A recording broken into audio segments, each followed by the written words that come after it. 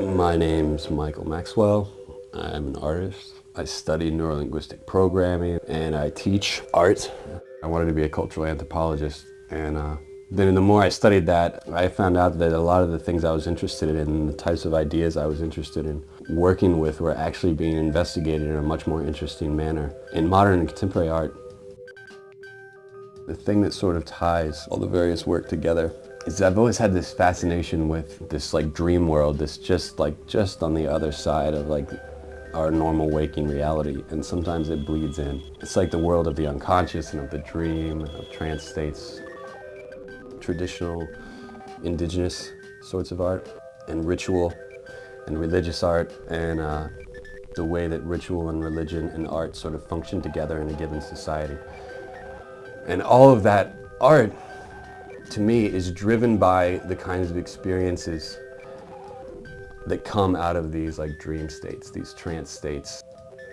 Investigating those kinds of things is what has sort of driven all my work in various ways, whether it's been painting or performance art or video or whatever. The paintings I've been doing began very spontaneously, really. I didn't know what I was doing at the time. It just felt right. I realized that there's a connection between the certain kind of pattern and color combinations, the sort of trance state and the dream state. You find these repeated patterns and motifs in art all over the world, especially religious art and ritual art from indigenous cultures. It's almost like this kind of psychedelic patterning, but you see it in the great religions of the world too. If you look at mosaic windows in Catholic cathedrals, or if you go to the tile work in Islamic mosques and such, has these sorts of patterns. It's all over the place, really, the more you look at it. And so the kind of imagery that I'm working with in the paintings, I think, is related to all those types of things. And it's not something that I study and I want to make this kind of pattern for this painting. It all happens very spontaneously. It's like you find the place when you're painting, and the better I get at painting, the easier it is for me to find that place where the painting paints itself. And it is like a trance state. And the first thing that happens if you stare at them is, even though they're still images, because of the types of pattern and the color combinations, they'll kind of start to move a little bit. And if you continue to stare at them and go with it, they'll start to move a lot, and you can almost see energy coming off them. The more you go, you'll kind of start to make things out of them in a way like a Rorschach or something. But that's the same process as the dream process, when you're starting to make images out of something that isn't an image. And those images that are coming forward are whatever it is that's going on with you. It's like an access into unconscious information. My first videos I did were these video installations with multiple projections and sound, where I researched the way that color, motion, speed, various kinds of sound affect the neurology. And I tried to combine them all and compose a video piece that would affect your physiology and affect your state of mind in such a way that you would sort of be influenced to move into a dream state and then back to normal consciousness. And you can think about those states of mind in terms of brain waves. States of mind are related on one level to the frequency of your brain waves. And so normal waking consciousness is called a beta state, and it's a certain frequency of brain wave. And then there's an alpha state, which is like a meditative state. And then there's a theta state, which is like a dreamlike state, which is sort of deeper than meditation. So the video, through using certain sound frequencies and combinations with colors and certain kind of speed and motion, I was hoping to sort of have an impact on the viewer that would first influence them to be in a sort of beta state, and then into an alpha, and then into a theta, back into an alpha, back into a beta, which is the natural state that we go to when we go to sleep and wake back up. So it's sort of this 10-minute piece that was going to be like an outline of these states of consciousness. And then I also did, it was like a set for a performance.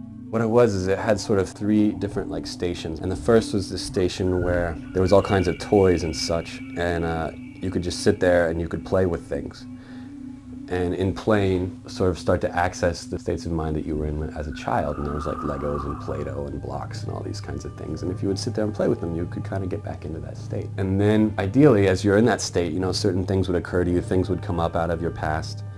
And then you would move on into the second station. In the second station, you could write down whatever it was that occurred to you, whether it be memories of certain things that seem important now, or whether it was childhood issues or traumas or things that bothered you. And if it was any of that stuff, the second station also had these instructions on thought field therapy, which is a certain kind of therapeutic exercise where you tap acupuncture points while thinking about a certain experience, and it alters the neurology, it repatterns your neurology to sort of alleviate these experiences. And then there was a third station where there was a prayer rug and you would sit and meditate, and it was this meditation to talk to a sort of a higher self. The idea of the whole piece being that before you can really talk to your higher self, you have to be comfortable with a lower self, the bad stuff that we haven't ever really worked through. Until that stuff is all kind of worked out, you can't really deal with like the higher levels.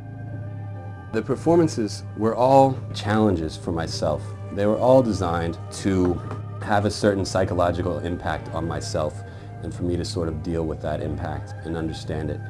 For example, I did a series of performances early on where I was making paintings and burning them, and the point of that was learning to sort of like deal with loss and transience and futility. Like people, a lot of times, artists say that they make art because they want to be immortal. You know, my painting will last forever, it'll last beyond me, I'll live beyond this. And I always thought that that was kind of silly. To me, the change, or learning to accept that you're going to die and that things are going to change and that everything is transient, was like an important sort of realization. And to be able to deal with that without freaking out about it, right? And to be comfortable with that sort of existential reality.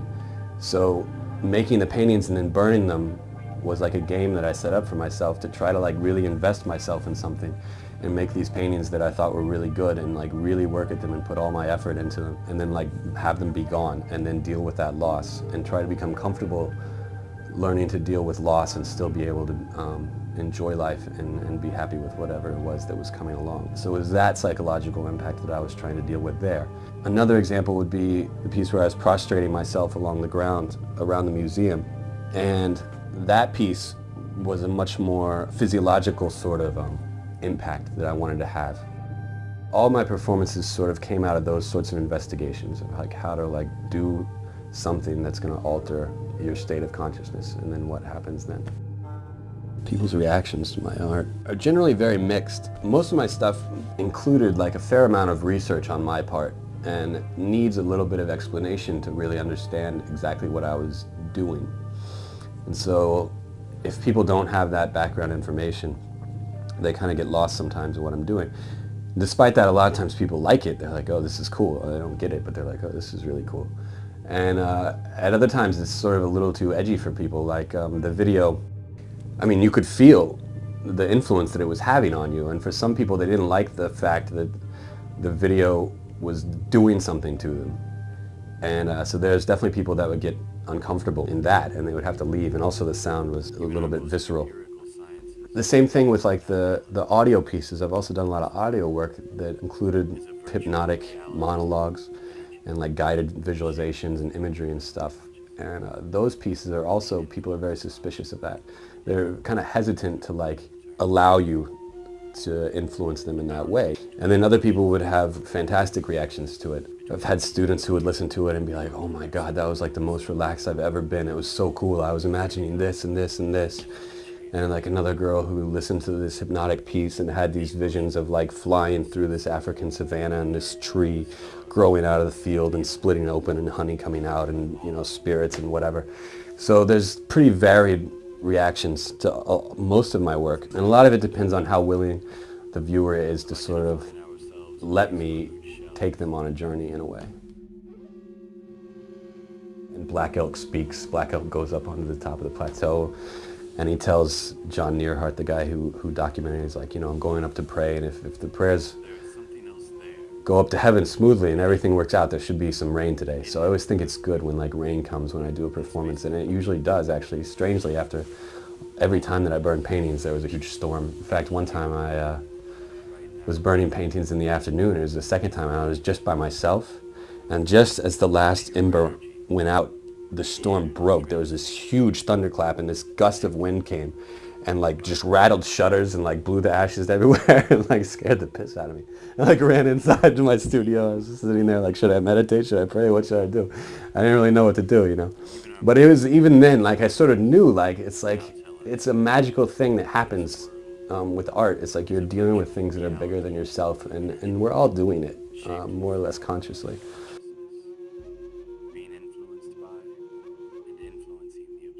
Peter Stroud, one of my other great mentors, said, "Did you choose art, or did art choose you?" and I think most people who are artists, at some point you realize art sort of chose you. Like you didn't intentionally try to become an artist. It's just like you were doing something and somehow you got drawn into it.